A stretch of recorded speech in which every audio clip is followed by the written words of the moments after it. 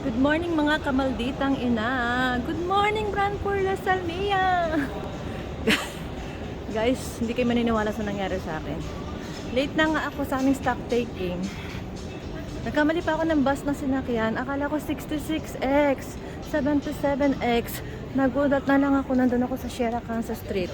Bumaba ako at nag-taxi. O, diba? Sa halip na makatipid. Minsan wala rin sa sarili talaga. Dami ko kasing iniisip sa Pilipinas. Anong petsa na, wala pa kasing sahod. Back to school na, guys. My God. Nandito na aming magandang beauty advisor. Si Mona. Good morning, Mona. Good morning. Uy! Nandito ka!